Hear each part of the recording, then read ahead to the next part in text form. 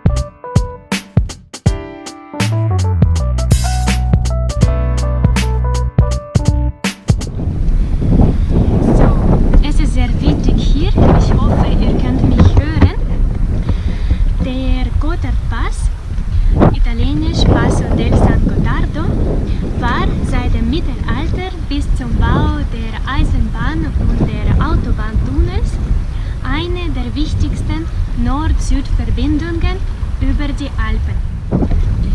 Der Gotthardpass ist eine direkte Verkehrsverbindung durch die Alpen, da sie nur über einen Gebirgskamm führt.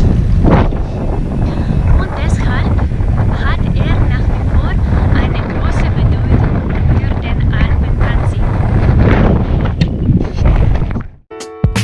Der Gotthardpass ist ein Pass im Gotthardmassiv. Es liegt in den Schweizer Alpen und gehört zu den 4 Zentralmassiven der Alpen. Der Gotthardpass ist 2091 Meter hoch. Das zentrale Gebiet ist 20 Kilometer lang und liegt zwischen dem Furka-Pass und dem Oberalp-Pass. Hier auf der Passhöhe soll früher eine Kapelle gestanden haben. Wer wann sie gebaut hat, ist nicht bekannt. Die Ausgrabungen deuten auf das ca. 9. / 10. Jahrhundert. Im Jahre 1230 hat die Kapelle den Namen des heiligen Gotthardus bekommen und später wurde auch so der Pass genannt.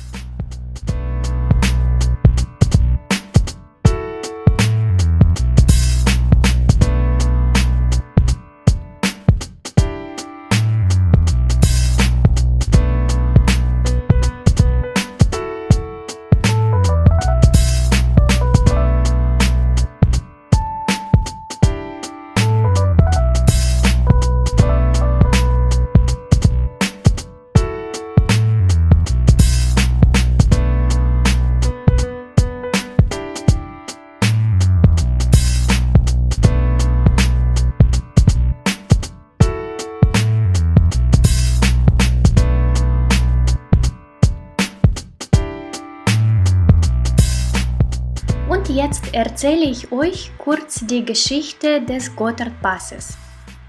In den alten Zeiten wurde der Gotthard wenig genutzt.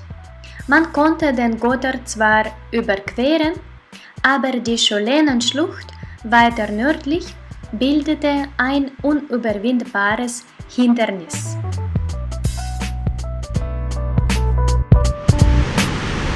Das hier ist die Schollenenschlucht. Hier ist es sehr, sehr laut wegen des Wassers. Ich hoffe, ihr könnt mich trotzdem hören.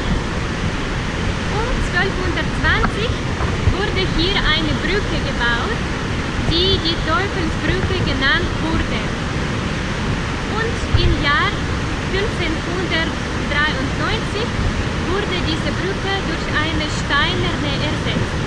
Und dann begann der Waren- und Personenverkehr über den Gotthard. Hier könnt ihr die alte und die neue Teufelsbrücke sehen.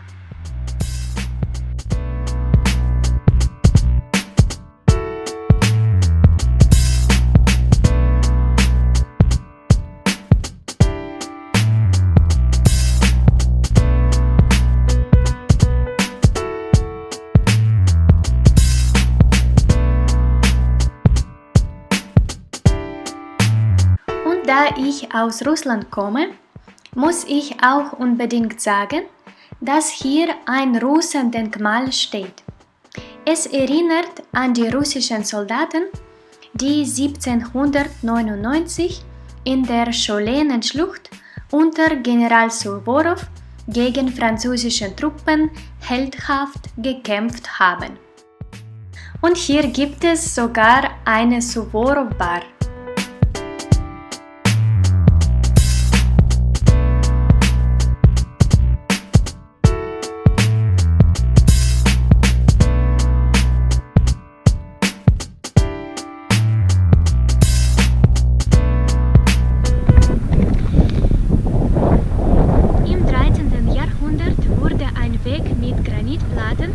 Bis zu 3 Metern Breite gebaut.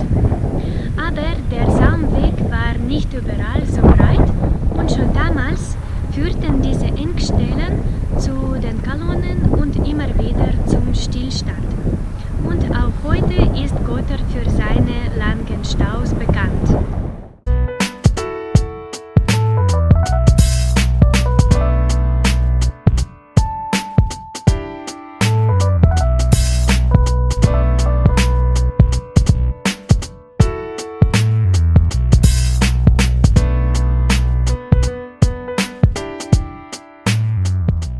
Der Gotthardpass entwickelte sich schnell zu einem der bedeutendsten Alpenübergänge.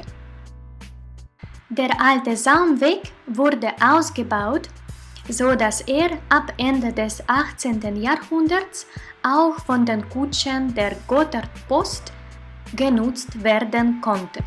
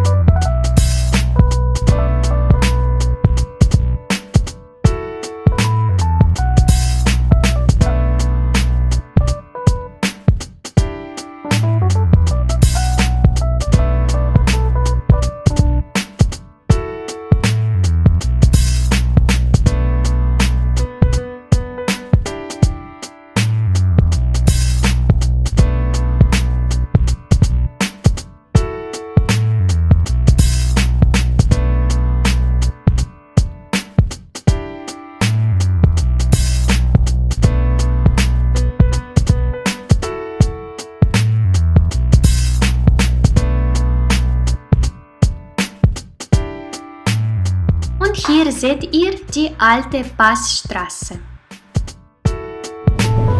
Ab 1953 wurden alle Straßen am Gotthardpass neu gebaut.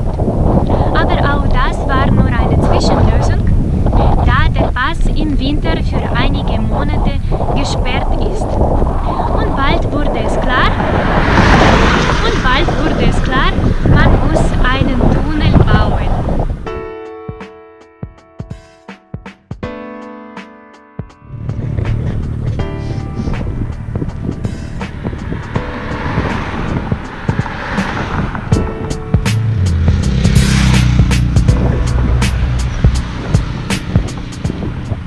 Und so wurde am 5. September 1980 unter dem Gotthard ein Autobahntunnel eröffnet. Dieser Autobahntunnel wurde 10 Jahre gebaut und ist 16,9 Kilometer lang. Der Tunnel ist eine direkte Verbindung zwischen Nord- und Südeuropa. Auch geografisch hat das Gotthardmassiv eine wichtige Bedeutung.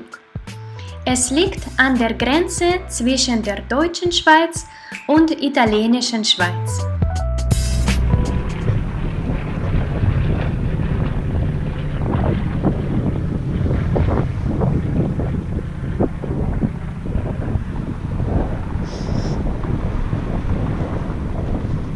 Diese Gegend bildet das Herz der Zentralalpen.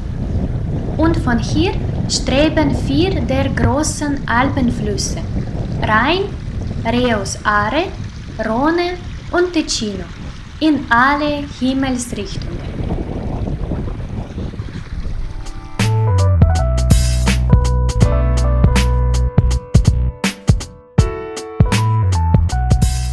Viele Touristen fahren auf den Gotthardpass.